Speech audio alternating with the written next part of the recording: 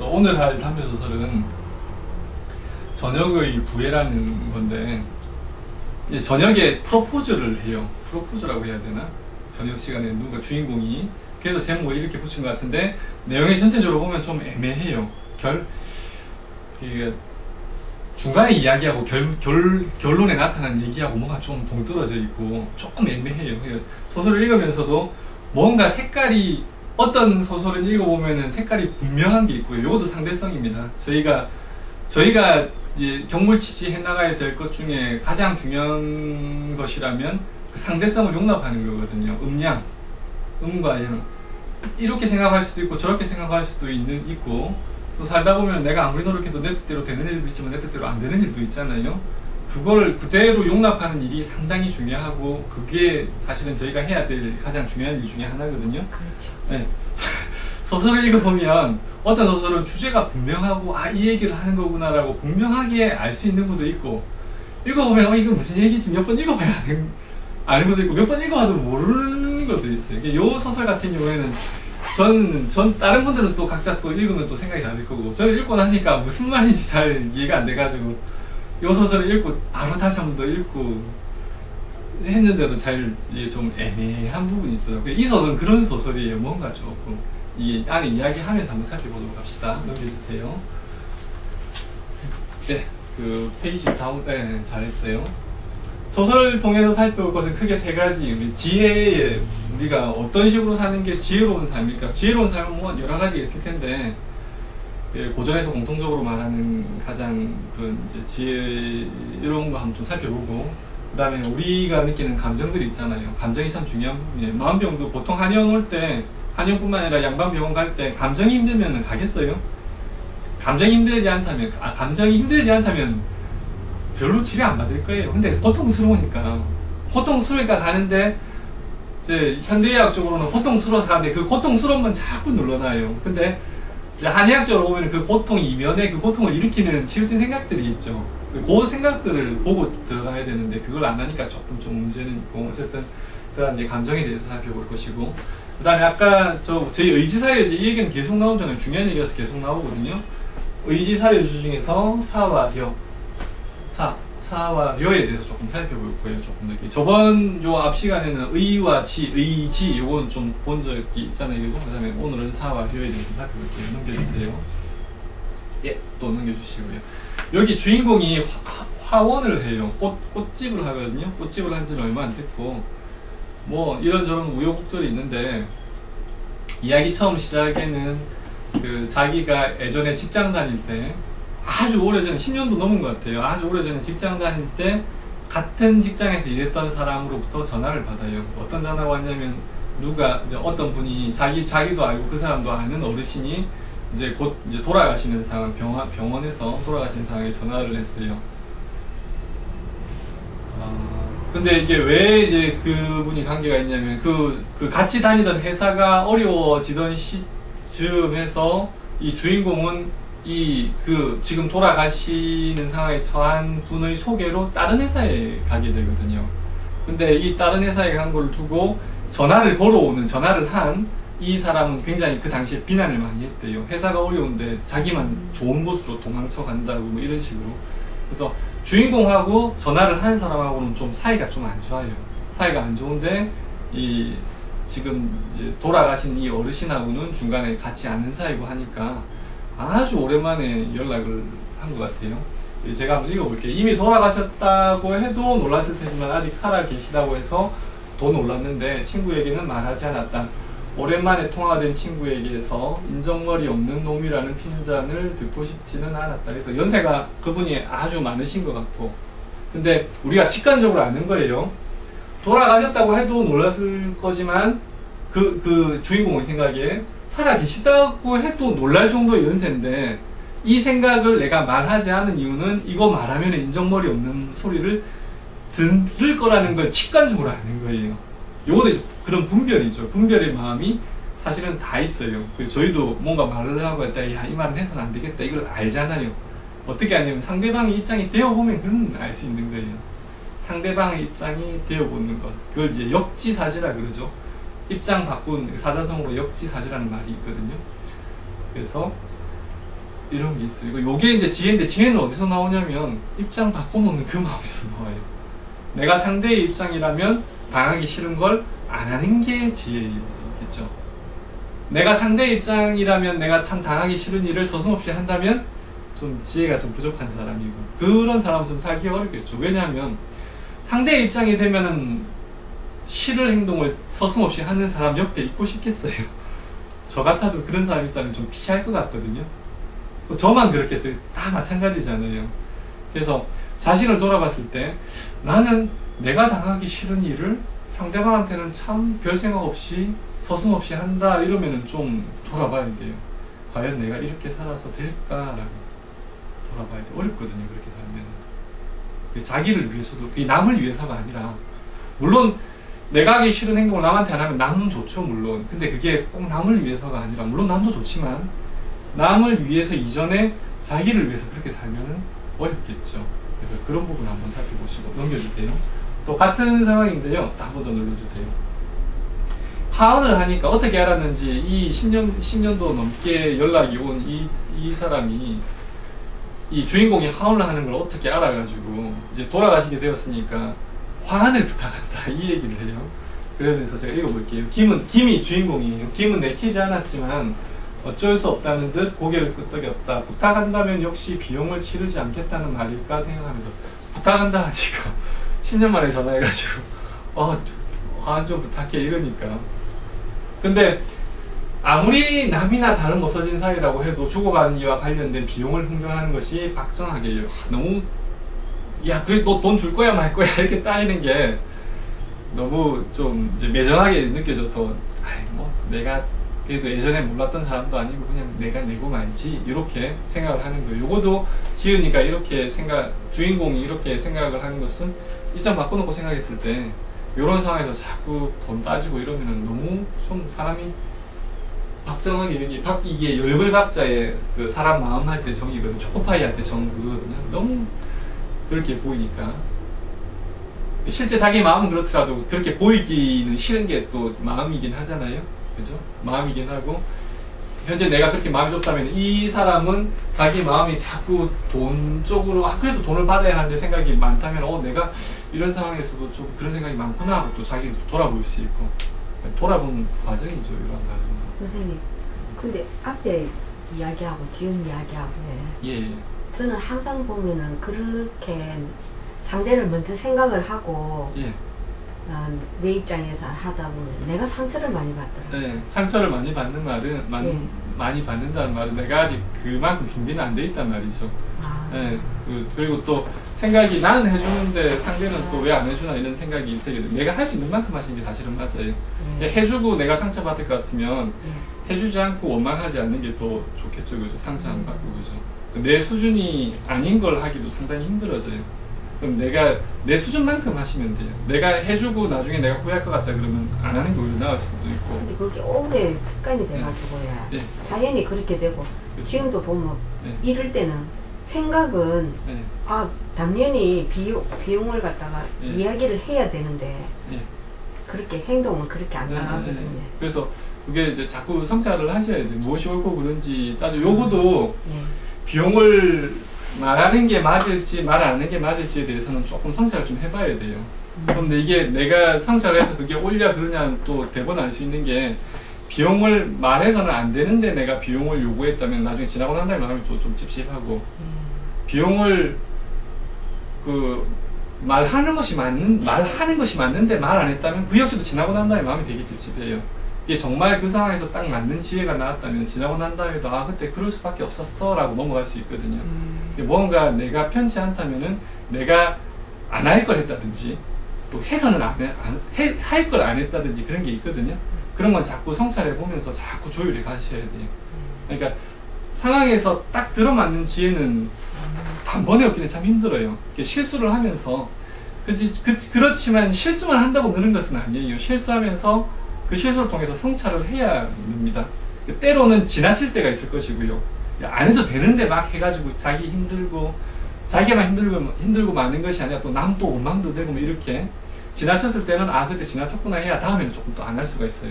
근데 그런 식으로 너무 또 안 할 수도 있어요. 당연히 해야 되는 걸 또 안 해서 지나고 난 다음에 다른 사람들로부터 또 오망도 듣고 내 스스로도 내가 그때 왜 그랬을까 그거는 좀 해야 되는데 생각이 들 때가 있고 그러면 그 자기 잘못한 거에 대해서 또 겸허히 인정하고 야 다음에는 이미 지나간 건 지나간 거 그건 내 허물이다 다음에는 뭐 이런 식으로 해서 자꾸 이 폭이 처음에는 크게 왔다 갔다 하는데 성찰할수록 이게 조금 이 폭이 줄어들어요. 나중에 시간이 더 많이 가면 좀 적절함에 근접하겠죠. 저 역시도 마찬가지로 겪는 겁니다. 자식 키울 때 자식한테 때로는 말을 너무 그 상황에서 적당한 것보다 더 심하게 했단 말이에요. 그럼 지나가는데 되게 찝찝해요. 아 오늘 너무 말을 좀 세게 했나? 그럼 그게 정말 돌아보고 세게 한 것 같으면은 아이한테 그 이제 이게 그런 이제 말을 세게 한 거에 대한 그러한 또 이 말을 또 사과의 말도 전할 수가 있고 그런 게 너무 세게 해서 그랬던 다음에 또 당연히 말해야 될 것도 그때 너무 세게 했으니까 안 하고 지나가시는데 당연히 근데 말을 해야 되는데 안 하고 지나갈 때 그것도 찝찝하게 남거든요. 그것도 돌아보고 그러면서 차차차차 이제 적절함을 찾아가게 되는 거죠. 실수 없이 적절함 찾기는 거의 불가능한 거예요. 우리가 뭐 타고나기를 석가모니나 뭐 예수 이 수준이 아닌 이상, 공자 이 수준이 아닌 이상 대번의 적절함을 찾기는 상당히 힘들고 그렇게 오르락 내리락 하면서 성찰의 과정이 있고 명상과 성찰하면서 적절함을 찾아간다고 보시면 돼요. 힘들게 생각하지만 지금 안 되면 안 된다는 걸 그냥 인정하시면 돼요. 그렇게 볼 수 있습니다. 다음 눌러주시고요. 요거는 이제 추모라는 뜻인데 이제 그 하원 보내달라고 이제 그런 거 다음 눌러주시고요. 네. 이게 이제 이 얘기가 어디서 나왔냐면 이제 자기가 가야 되는데 자기가 있는 곳에서 그 장례식장까지는 거의 한 380km, 한 400km 가까이 아마 이제 소설상으로는 서울에서 저 전라도 어디쯤인 것 같아요. 이 가야 되는 상황이고 자기는 상복으로 입을 옷이 좀 마땅치 않아서 이웃에서 하원하는 사람한테 상복을 빌리러 가서 이렇게 얘기를 해요. 예, 주인공이 하는 이야기입니다. 주인공 김이 하는 이야기예요. 나 같으면 10년도 더 연락이 끊긴 사람한테는 부고를 전하지 않을 거예요. 맞잖아요. 보통 10년 정도 이렇게 하면은 너무 오래되었고 연락하기도 조금 좀 약간 미안할 수 있는데 이 전화를 건 그 사람은 전혀 미안한 기색 없이 아주 당당하게 퉁명스럽게 당연하듯이 욕을 하거든요. 그건 제가 소설 읽을 때도 그렇더라고요. 요것도 보면 나 같으면 되죠. 내가 입장을 바꿔놓고 생각하면은 그건 아닌데라는 생각이 드는 거예요. 그래서 이렇게 지혜라는 게 딴 데서 길러지는 것이 아니라 내가 상대방 입장에 되어보는 이 그 간단한 거에서 그걸 좀 지혜의 단서를 찾을 수가 있어요. 뭐 입장이 된다 해가지고 다 뭐 지혜로워지는 건 아니지만 그게 아주 중요한 한 부분입니다. 다음 볼게요. 네, 지혜의 열쇠는 뭐냐면 이게 한번 생각해 보는 거예요. 이게 뭐냐면 그 반전 포스터 이게 인터넷에서 한 몇 년 전에 좀 되게 알려졌었거든요. 이게 그 기둥이에요. 기둥 동그란 기둥에 반전 포스터예요. 이 군인이 총 쏘고 있죠. 근데 뒤에 총부리가 있어요. 이게 어디서 온 거냐면 다음 넘겨주세요. 요거거든요. 요거를 동그란 기둥에 말았더니 자기가 쏜 총이 자기한테 오는 거예요. 다시 앞으로 이전 코로 돌아갈 수 있을까요? 네, 잘했어요. 도는 거예요. 상대방 입장이 되어보는 것도 이게 같은 원리죠. 내가 남한테 안 할 짓을 하잖아요? 그럼 보통 사람의 마음이 되게 인격적으로 성숙한 사람은 무슨 저 사람은 참 저 수준에 살고 있네 하고 그냥 가버려요. 피하려고 하고. 아니면 좀 불쌍하게 보거나. 근데 보통 사람의 수준에서는 내가 남한테 못했게 했잖아요? 그러면 상대방이 이를 갈고 있어요. 내가 언제 복수를 하나. 꼭 그런 게 아니더라도 내가 치우친 채로 살다 보면은 그게 또 돌아오는 경우가 많거든요.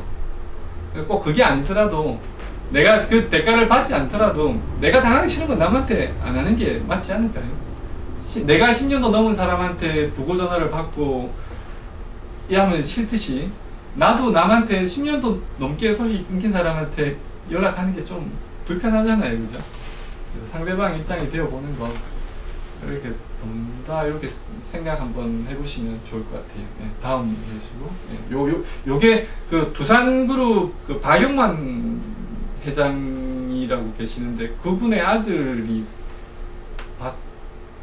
제가 상황은 정확히 모르는데 그분이 만든 거예요. 처음에 이제 반전 포스터 이게 막 뜨고 했을 때 저 회장 아들이니까 어떻게 뭐 무슨 뭐 이렇게 빼기 좋아서 그랬는데 그 뒤로도 막 다양한 그런 디자인 관련해가지고 자기 능력을 많이 인정받아서 그런 분이 있죠. 저도 처음 봤을 때 이 아이디어가 되게 괜찮더라고.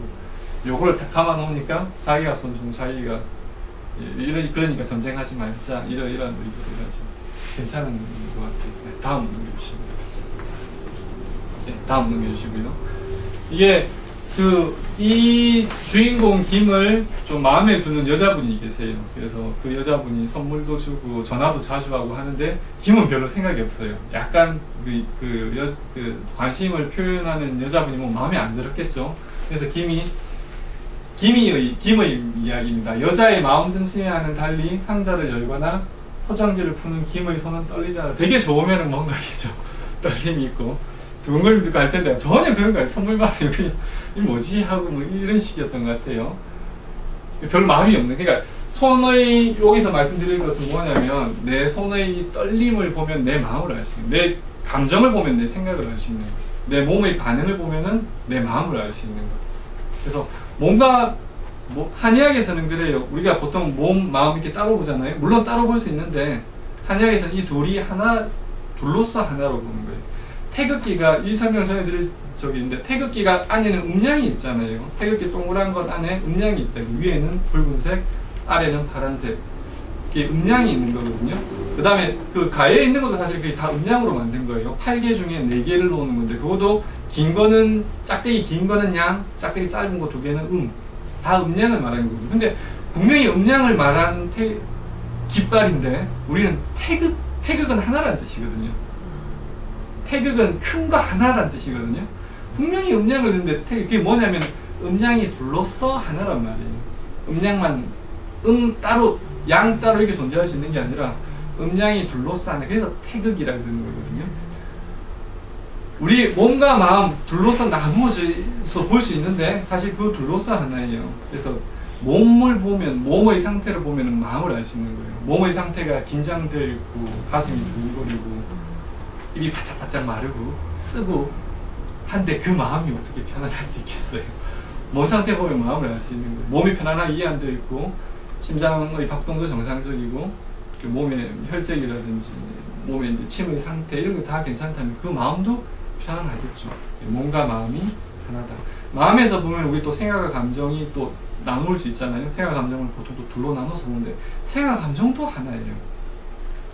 어떻게 화나는 감정이 느껴지는데 분노가 느껴지는데 그 분노를 일으키는 생각이 없겠어요. 어떻게 내 마음에 불편한 감정이 느껴지는데 일으키는 생각이 없을 수가 있겠어요. 내 마음에 편안함이 느껴진다면 어떻게 편안하다는 그러한 생각이 없겠어요. 그래서 생각 감정이 하나다. 몸과 마음이 하나다. 신체의 반응을 보면 이 주인공의 마음을 알 수 있듯이 똑같다 보시면 돼요. 예, 다음 좀 일찍 도착했나봐요. 일찍 도착한 게 아니라 자기는 시간 맞춰서 갔는데 이 김과 그 다음에 전화를 건 사람이 예상한 시간보다는 그 어르신이 좀 이제 오래 좀 생존해 계셨던가 봐요. 시간이 남으니까 좀 일찍 도착하게 됐으니까 전화를 건 그 좀 무례한 그 친구분은 10년이나 넘게 오랜만에 연락한 무례한 친구분은 야 시간 남으면 병원으로 와 그랬어요. 나랑 같이 나랑 같이 시간을 좀 보내자 이랬어요. 근데 김은 안 가죠. 가기 싫은 거예요. 오랜만에 전화한 사람이 하는 얘기입니다. 오래 못 버티실 거야. 병원에서 나랑 같이 임종을 기다리지 뭐. 근데 김은 병원으로 가는 대신 시가지 쪽으로 차를 몰았죠.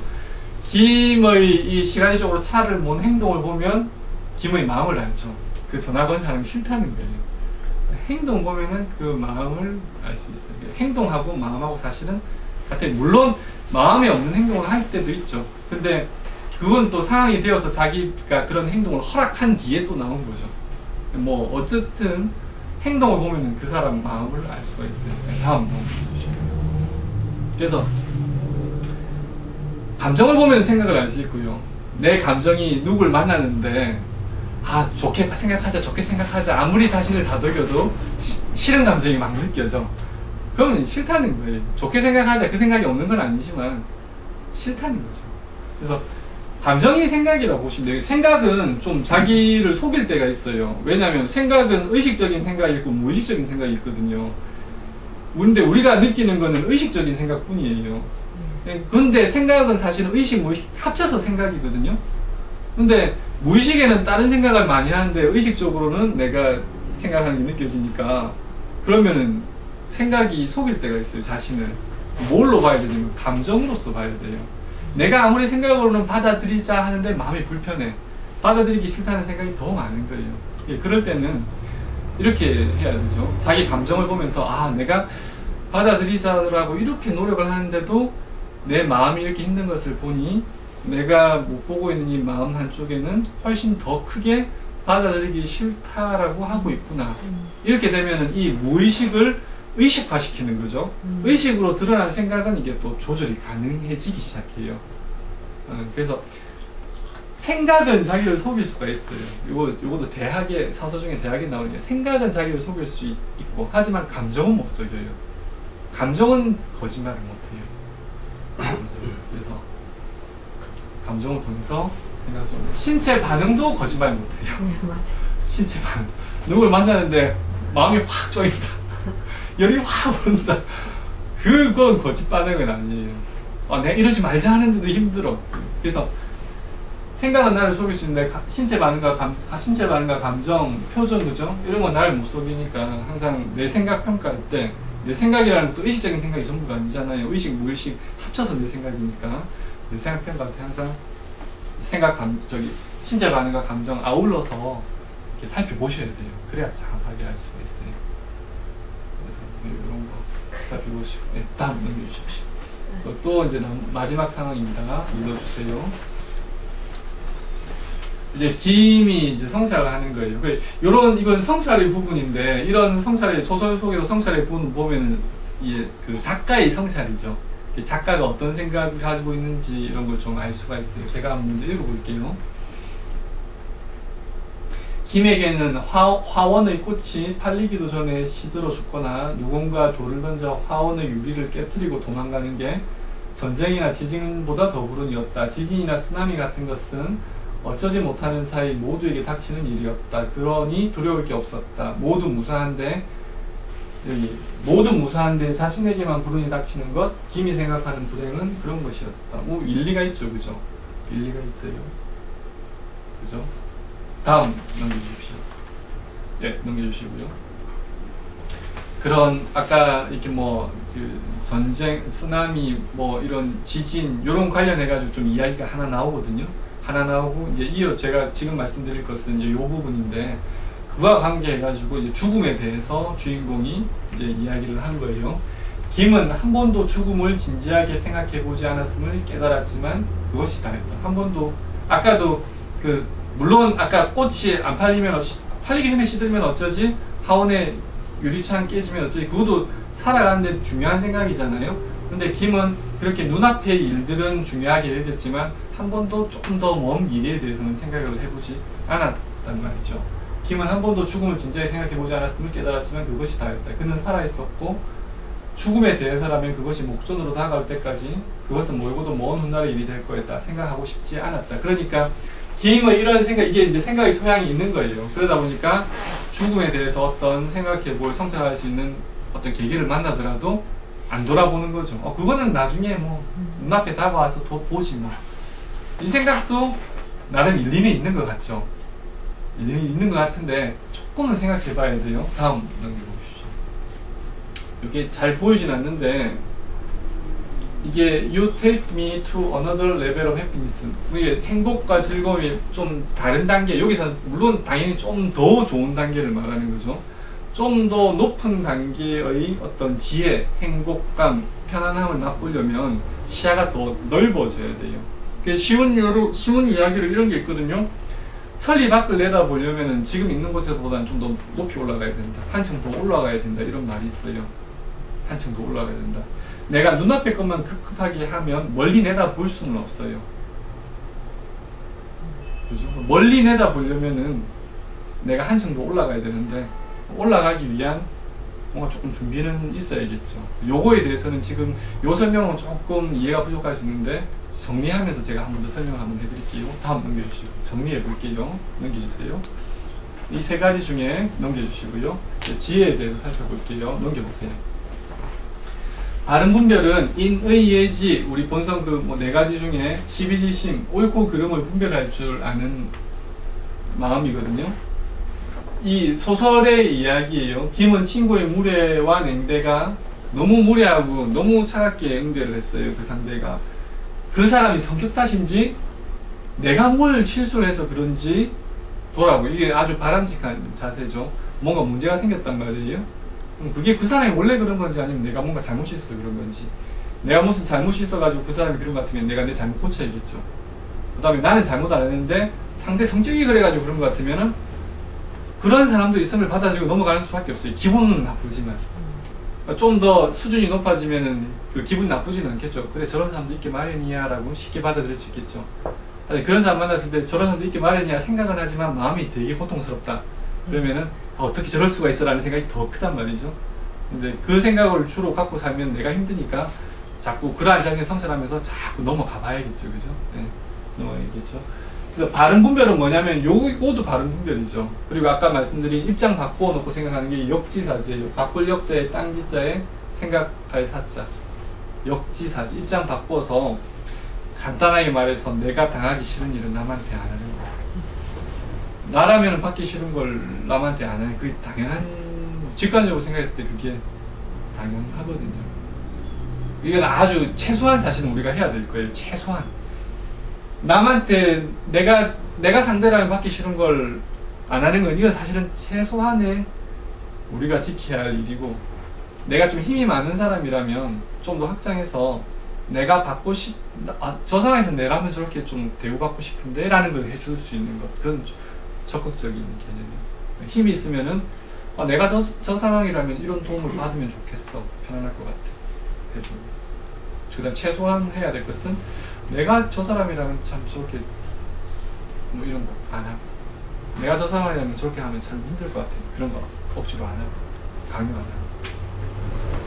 그래서 이제 역지사지가 중요하고, 이게 인의예지할 때 인이 사람인자에 둘이자 돼 있거든요. 두 사람 간의 관계 이런 게 생각해봐야 돼서. 또 논어에서 중요하게 여기는 게 서인데, 요것도 역지사지 이야기하는 거예요. 같은 역자의 마음심인데 상대의 마음이나 내 마음이나 같단 말이에요. 이걸 돌아보도록 하는 거죠. 뺑뺑 도는 거예요. 뺑뺑 이렇게 도는 거. 네, 다음 보겠습니다. 그래서 지혜는 도거예요. 상대방의 입장이 되고 나라면 당하기 싫은 걸 안 하는 거. 이걸 지금 나라면 당하기 싫은 걸 하고 있다면 그건 좀 이상한 상태인 거죠. 예, 그 다음 넘겨주시고. 그 다음에 이제 감정이에요. 네, 넘겨봅시다. 아까 말씀드린 것처럼 음양이 태극이에요. 음양이 그려져 있는 걸 태극기라 하는 까닭은 둘로서 하나란 말이고, 몸과 마음은 둘로서 하나인 거예요. 신체 반응과 마음 하나고, 생각하는 거 둘로서 하나인 거예요. 이게 태극이 그려놓고 이렇게 반대되는 걸 넣기도 하거든요. 음 속에 양이 있고 양 속에 음이 있고 둘로서 하나, 이걸 이야기하는 거예요. 다음 보시고요. 그래서 이게 논어에 있는 이야기인데 이게 처음에 나왔던 거예요. 중간에도 한번 나왔고, 시기소위는 사람 관찰할 때, 우리가 저 사람이 어떤 사람인가 할 때 시기소위, 그 사람이 하는 행동을 봐라. 관기소유, 저 사람이 무슨 생각으로 그걸 하는지 봐라. 그 다음에 찰기소환, 그 사람이 그 행동하면서 마음이 편안한지 불편한지 봐라. 한 번 더 눌러주세요. 그래서 행동과 생각과 감정을 다 종합적으로 봐야 그 사람을 평가할 수 있어요. 행동은 바른 행동을 하긴 해. 근데 속으로 생각이, 야, 내가 이렇게 해야, 나는 하긴 싫지만 이렇게 해야 저 사람이 나를 좋게 보겠지라는 생각을 가진 사람하고, 그런 행동이 당연하니까, 사람다운 행동이 당연하니까 하는 사람하고 차이가 있잖아요. 그리고 그래, 사람으로서 이렇게 하는 행동은 당연한 거야 라고 하는 사람이라 할지라도, 그 당연한 행동을 할 때 억지로 겨우겨우 하는 사람과 당연하니까 하는 것이라고 편안한 마음으로 하는 사람과는 또 다르잖아요. 우리가 누군가를 평가할 때, 또는 나 자신을 평가할 때도 항상 행동과 생각과 감정을 아울러서 봐야 되고요. 보통 행동이 겨우겨우 되면 겨우겨우 되는 거에 만족하는 경우도 있어요. 내가 비록 뭐 억지로라도 했잖아, 뭐 남들보다 낫지. 근데 그게 당연히 해야 되는 일이라면 행동이 되는 거로 그치면 안 돼요. 당연히 해야 되는 일이라면 당연한 것을 당연하게 할 수 있어야 돼요. 당연한 일을 당연하게 하지 않는다면 그게 이상한 거잖아요. 그래서 감정을 꼭 살펴봐야 돼요. 내가 당연한 걸 할 때 내 마음이 당연한 것으로 반응하는지 아니면 또 불편하게 반응하는지. 네, 다음. 그 다음 마지막으로 사와 련 한 번 더 눌러주시고요. 사와 련 넘겨주세요.